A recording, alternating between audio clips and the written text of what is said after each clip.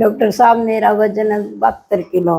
मैं 20 किलो वजन कम करना चाहती, जो आप कहोगे वो मैं खाऊंगी पीऊंगी, मतलब ठीक है, आप बताओ। आपका गारंटी से वजन कम होगा, 20 किलो वजन कम होगा, मेरे जैसा हल्का सही हो जाएगा, जो मैं कहूंगा वही करना पड़ेगा। 100% गारंटी है इस चीज की। देखो 5 काम करने पड़ेंगे आपको। पहली चीज है कि आप डेयरी प्रोडक्ट से दूरी बनाओ, किसी भी तरह का पशुओं से मिलने वाला भोजन नहीं लेना, दूध दही से दूरी बनाओ, पनीर नहीं खाना, और बाकी उसके अलावा कोई भी नॉनवेज चीज नहीं खानी, ये ध्यान रखना है। दूसरा, सफेद रंग की चीजों से दूरी बनानी है।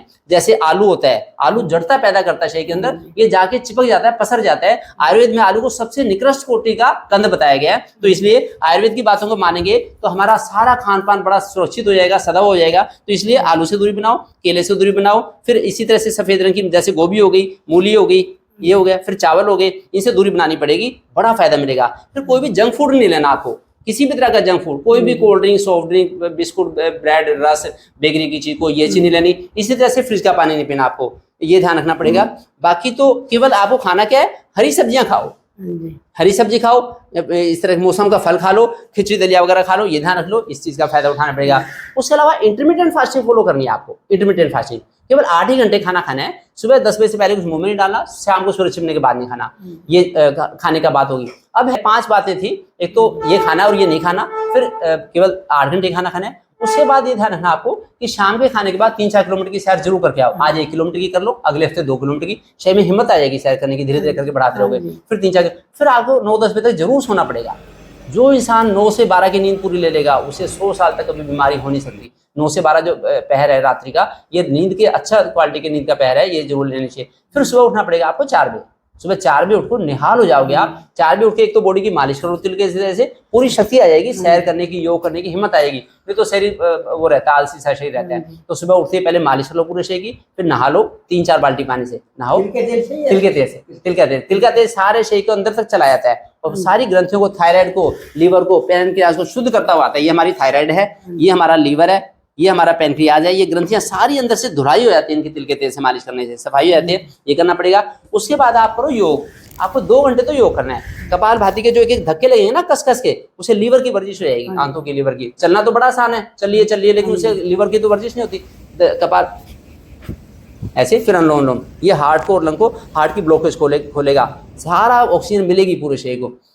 लंबी सांस ली, लंबी सांस छोड़ी, ये करो। योग करेंगे तो कभी बीमारी रहने से शरीर की उम्र बढ़ जाएगी और शरीर की फिटनेस का लेवल अच्छा हो जाएगा। ये योग करो। 3-3, 4-4 किलोमीटर दोनों टाइम चल के आओ। समय से सो, समय से उठो, ये ध्यान रखना पड़ेगा। और फिर अपना माइंडसेट अच्छा रखो, अपने मन के विचार अच्छे रखो। उसके लिए केवल सात्विक भोजन ही लेना है, कोई तामसी भोजन नहीं लेना। केवल सात्विक भोजन लेंगे तो मन के विचार अच्छे रहेंगे, फिर हमें दिक्कत नहीं आएगी। और फिर ऋतुओं के अनुसार ही खाना खाना है, कोई भी चीज बिना ऋतु के नहीं खानी। ये ऋतुओं का कैलेंडर है, इसकी मेरी जो वेबसाइट है drmanohitra.com, इसकी पीडीएफ है उस पे, तो पीडीएफ डाउनलोड करके इसके हिसाब से अपना खान पान रखो। जिसके पास जो चीज है वो वही दे सकता है। मेरे पास फिटनेस है, मैं फिटनेस आपको दे सकता हूँ। जो पहले से ही मोटा है वो किसी को क्या पतला करेगा। मेरा पिछले 40 साल से 47 kg वेट है। पिछले 30 साल से, जब से मेरी शादी हुई है, मैं यही कोट पहनता हूँ।